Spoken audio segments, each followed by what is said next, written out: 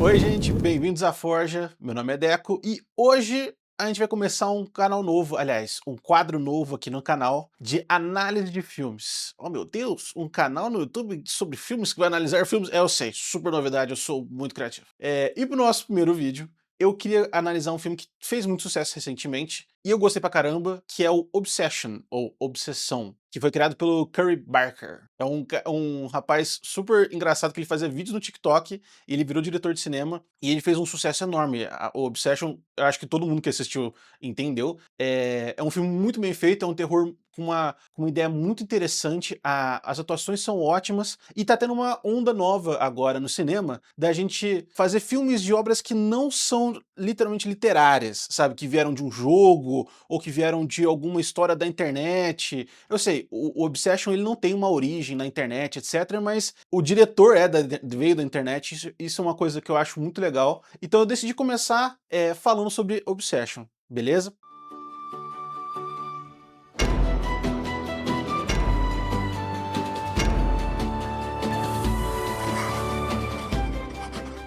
Gente, seguinte, eu vou falar do filme, então vão ter spoilers, inclusive do final do filme, tá? Então se você não assistiu ainda, você quer assistir, pausa o vídeo, vai lá assistir. Acho que agora já deve estar passando em algum streaming. Assista e depois volta pra cá pro YouTube pra gente conversar junto, beleza? Bom, é o seguinte, contando a história rapidinho, basicamente, tem dois personagens, né? É o Bear, que é um dos personagens principais, e a Nikki, que é uma das personagens principais. Eles são amigos há bastante tempo. O Bear, ele tem uma paixão pela Nikki. Ele compra um brinquedo, é tipo um galho de salgueiro, essas coisas de simpatia, e ele queria dar de presente pra Nikki, só que ele decide ficar pra ele, e ele quebra meio que na brincadeira e deseja que ela se apaixone por ele, que ele seja a pessoa que ela mais ama em todo mundo. Acontece que, assim como qualquer história sobre um desejo mágico que é cedido, né, que é feito, o tiro sai pela culatra e de repente ele se vê numa série de problemas que a Nikki, ela se transforma, ela deixa de ser aquela amiga que ele gostava, ela começa a agir de uma forma muito estranha, assustadora e aterrorizante. Essa é basicamente a história do filme.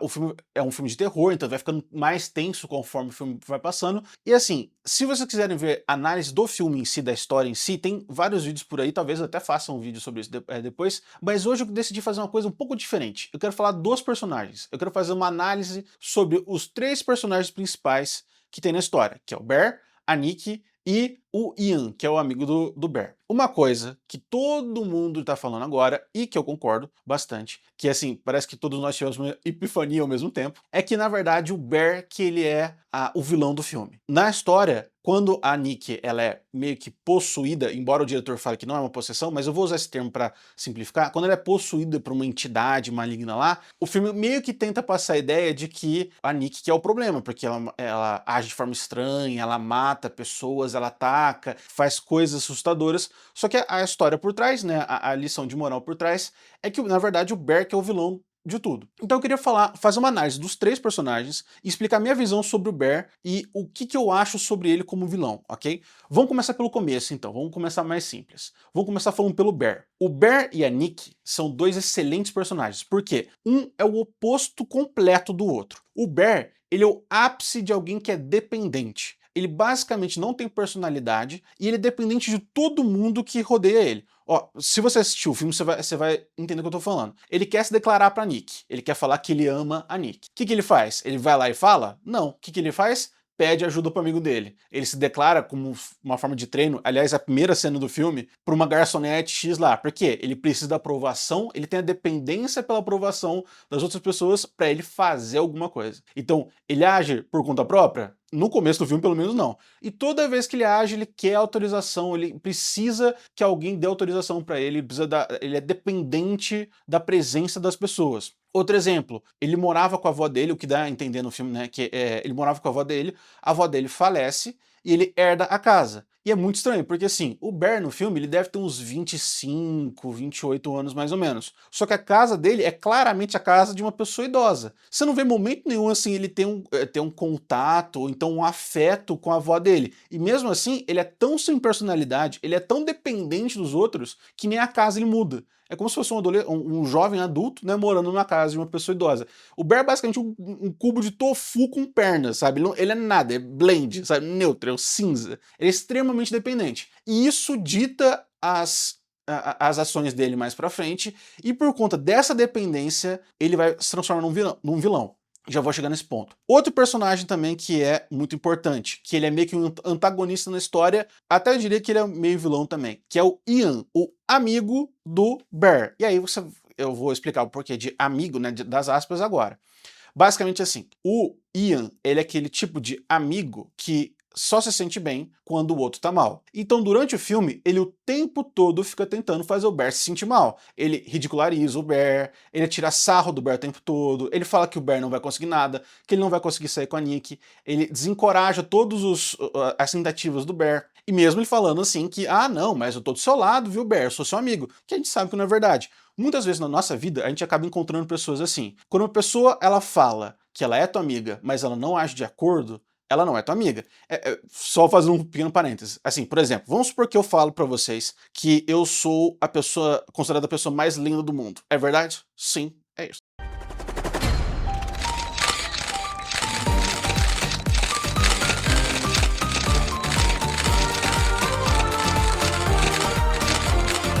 Não, obrigado. Se eu falo que eu sou a pessoa mais linda do mundo, então eu tenho que ter provas do que eu tô falando. Se eu sou o melhor jogador de futebol do mundo, eu tenho que jogar muito bem futebol. Se eu sou um excelente cozinheiro, eu tenho que cozinhar. Se eu falo que eu sou um excelente cozinheiro, eu tenho que cozinhar bem. Se eu falo que eu sou amigo de uma pessoa, eu tenho que agir de acordo. O Ian, ele faz o oposto. Ele o tempo todo durante o filme, ele só sabota o Bear. E é bem interessante, assim, eu vi uma dualidade muito grande nele. Parte dá pra perceber que eu acho que ele gostava da Nick. O Ian, ele tinha uma paixão pela Nick também. Por isso que ele também batia, assim, emocionalmente falando, tanto no Bear. Por isso que ele falava tanto que o Bear não ia conseguir, porque ele não queria perder a Nick. Por outro lado, eu acho que ele também gostava de controlar o Bear. Porque o Bear era o saco de pancadas do Ian. Toda vez que ele ia tirar sarro, queria fazer piada de alguma coisa, o Ian tinha o Bear pra isso. No filme, quando o Bear, ele quebra o galho lá, que é o brinquedo mágico, né, do mal, e a Nick, ela se transforma, e a Nick realmente se apaixona pelo Bear, a Nick do mal, a Freak Nick, né, a Nick esquisita, que não é a Nick de verdade, já vou chegar nesse ponto. Quando a Nick se apaixona por ele e o Bear e a Nick começam a ter um relacionamento, dá pra ver claramente que o Ian fica mexido com isso. Ele fica bravo, ele fica pé da vida. Tanto que várias vezes ele tenta separar os dois, ele se esforça enormemente para separar os dois. Então, esse ponto também, ele é um antagonista porque conforme o Ian vai se esforçando pro Bear e a Nick se separarem, a dependência do Bear vira um desespero.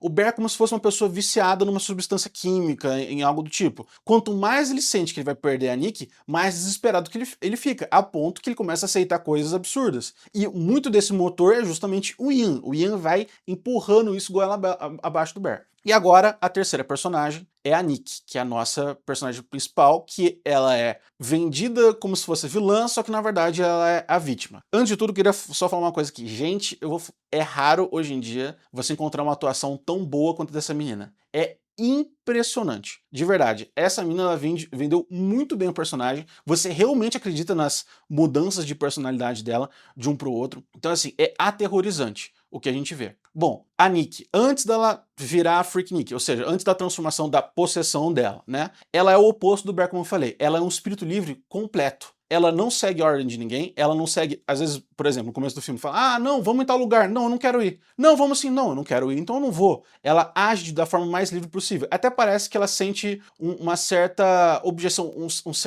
uma certa aversão a qualquer tipo de forma de apego. Por exemplo, ela quer se demitir da loja, onde ela e o Bear e o Ian trabalham. Ela nem sabe por quê que ela quer se demitir de lá. Quando o Bear comprou um presente pra ela, começa a virar uma questão mais emotiva. Ela também quer se afastar. Ela acha estranho o Bear ter comprado um presente pra ela, mesmo eles sendo amigos. Ela não tem um vínculo bom com o pai, com o próprio pai dela. Então tudo isso assim mostra que ela é um espírito livre ao extremo. Isso que é interessante. Por quê? Quando o Bear, ele quebra o galho lá, o galho do salgueiro, que é o brinquedo, né, demoníaco lá. Quando ele quebra, a Nikki, ela fica presa dentro do corpo dela. E aí uma outra entidade, uma versão sombria dela, toma conta dela. Aliás, é uma escolha de direção muito inteligente, porque várias vezes ele usa a sombra, o diretor, o Curry Barker, ele usa a sombra para identificar quando que é a Nikki de verdade e quando que não é. Até no brilho dos olhos dá pra perceber um pouco disso. Quando tá muito escuro, quando você não vê o rosto dela, você percebe que ela tá inteira em sombra. Por quê? Porque não é mais a Nikki, é uma outra coisa que tá ali. Aliás, na própria cena em que o Bear ele quebra o galho, a câmera vira e mostra a Nikki na frente da casa dela, ela tá inteira em sombra, porque mudou. Tanto que tem até um conceito em psicologia, não vou entrar muito a fundo nesse assunto, né, porque o tema do vídeo não é esse, mas tem um tema numa das vertentes de psicologia que fala justamente sobre o conceito de sombra, que tudo que a gente tem de personalidade nossa consciente é como se fosse a nossa personalidade, né, as coisas que a gente gosta, coisas que estão na luz, mas que atrás da gente, né, no fundo, onde a gente tenta deixar escondido, tem as partes da gente que a gente não gosta. Então, essa Freak Nick, essa versão do mal da Nick é basicamente isso, é uma versão de todas as coisas que a Nick não quer ser, é o oposto dela. Então é por isso que quando ela fica preso dentro do próprio corpo e a Nick do mal toma conta e ela se vê obrigada a aceitar tudo que acontece com ela, porque a Nick não tem mais controle do próprio corpo dela, eu acho que é o pior pesadelo possível pra ela. Aliás, eu acho que seria ruim pra todo mundo, né? Ninguém gostaria de ficar preso numa situação dessa. Sabe aquele filme Run, do Jordan Peele? Da família, que leva um rapaz que é... Se você assistir o filme, você vai entender o que eu tô falando. Aí vem a grande revelação, né? Que como todo mundo, como eu falei no começo do vídeo, todo mundo já tá falando na internet, o Bear é o vilão. Mas eu parei pra analisar assim, o Bear é o vilão desde o começo do filme? Não. Na minha opinião, não é. E é até interessante sobre como que ele se desenvolve para ser o vilão da história. Aliás, ele pula de um papel para outro. Ele é vilão e antagonista.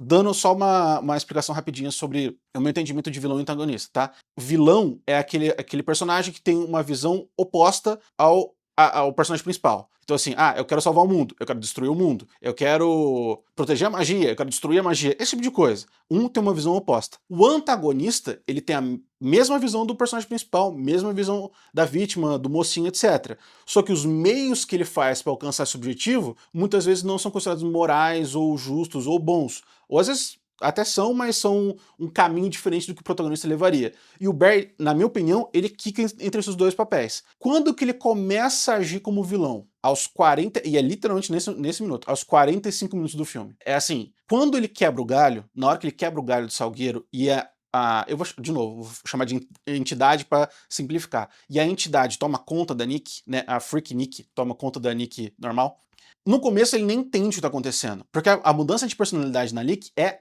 assim, é muito rápido. É mágica, realmente é mágica. E ele acha engraçado, ele começa a ficar preocupado porque a personagem da Nick fica muito estranha. Literalmente, né? Freak, Nick. Freak é estranho. E ele acha estranho, ele começa a perguntar pros amigos se aconteceu alguma coisa, começa a pedir ajuda de novo. Dependência, né? Porque ele não consegue resolver nada sozinho. Ele resolve uma coisa sozinho, lá no final do filme, eu vou chegar lá daqui a pouco. Mas ele começa a pedir ajuda pros amigos dele, fala, eu acho que ela não tá bem, eu acho que... Aí começa a tentar encontrar soluções ou respostas lógicas para o problema. Ela usou algum tipo de substância química, ela tá passando por um problema, né, na família. Só que ele começa a perceber que, na verdade, não. Que o que tá causando aquilo, o que mudou a amiga dele para sempre, não é uma explicação lógica. É o brinquedo lá que ele quebrou, que é do Salgueiro, e ele entende que ela não tá normal. Aquela pessoa que ele tá vendo na frente dele é o corpo da amiga dele, mas não é mais amiga dele. Quando que ele se torna o vilão? Quando ele entende isso e mesmo assim ele decide continuar usando a menina. Porque essa magia do Salgueiro força ela a se apaixonar pelo Bear, força ela a fazer coisas pelo Bear. E mesmo ele entendendo que talvez, aliás, talvez não, né? Mesmo ele entendendo que ela tá em sofrimento, mesmo entendendo que ela não quer aquilo, ele ainda assim aproveita pra, usando um termo assim, não muito pesado, se aproveita da menina. Vocês entenderam, né? Só que qual que é o lance?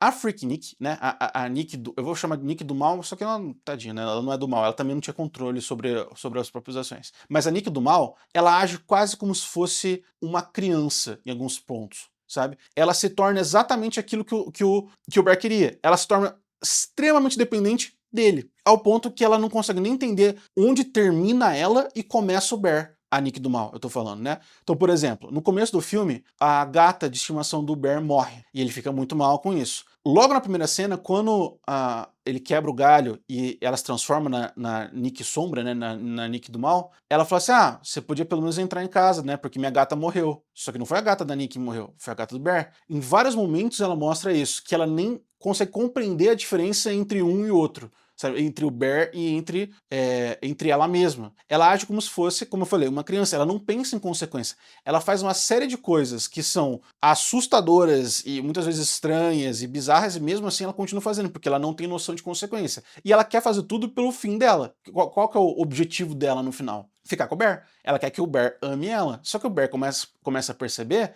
que o amor que a Nick do mal apresenta não é um amor de verdade. Em raros momentos, e de novo, parabéns, palmas pela atuação da atriz que faz a Nick, ela é formidável. Em alguns momentos, a Nick, que é a Nick de verdade, ela toma o controle dela por um segundo. E ela se assusta, ela se desespera. No começo do filme acontece mais isso. Aliás, eu até comecei a prestar atenção depois do que causa esse gatilho. Eu acho que é o espelho. Eu acho que é quando ela se olha no espelho, tem algum gatilho ali que faz ela voltar pro corpo por um segundo, mas depois a Nick do mal toma controle de novo.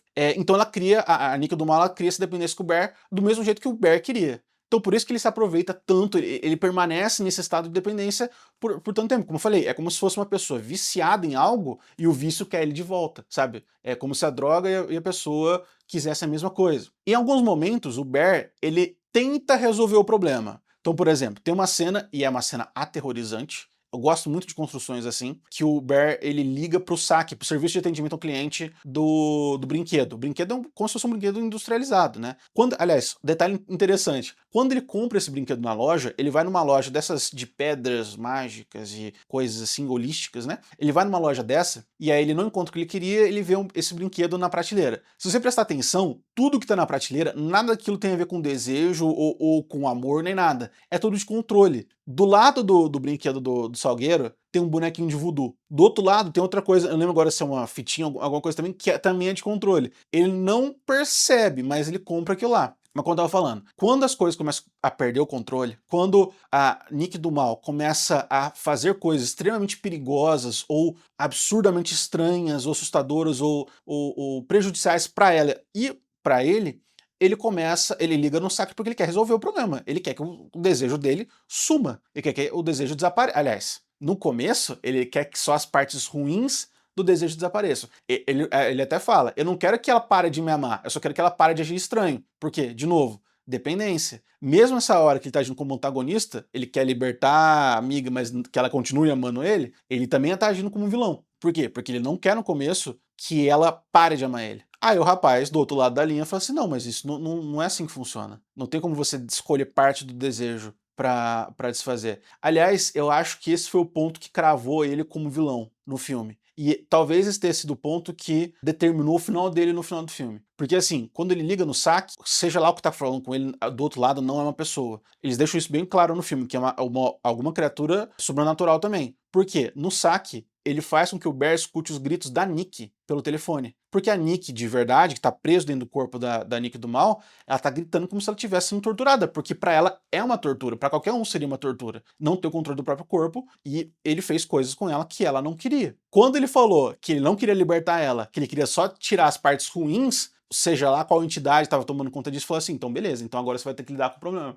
E qual que é a solução que eles dão? Eles explicam pro Bear que ela só vai estar livre se ele morrer. É a única solução que tem. E ele, ainda assim, ele insiste mais tempo, as coisas vão perdendo cada vez mais o controle, a Nick começa a se tornar cada vez mais agressiva, porque o Bear começa a se assustar com os comportamentos dela, até que chega o ponto que eles têm uma última conversa antes do final do filme. E o Bear percebe que a Nick não ama ele, que o que ele queria, que era o amor correspondido, não é verdadeiro. Ele finalmente se toca disso, mesmo com 1 bilhão de sinais, né? Ou melhor, ele sabe disso antes, mas ele finalmente aceita isso agora. E por conta disso, ele se mata. Ele não se mata necessariamente só pra salvar ela. Ainda acho que tinha lá no fundo, talvez, um fundo ligeiramente altruísta, assim, embora durante todo o filme ele mostre o contrário, ele se aproveita dela o tempo todo.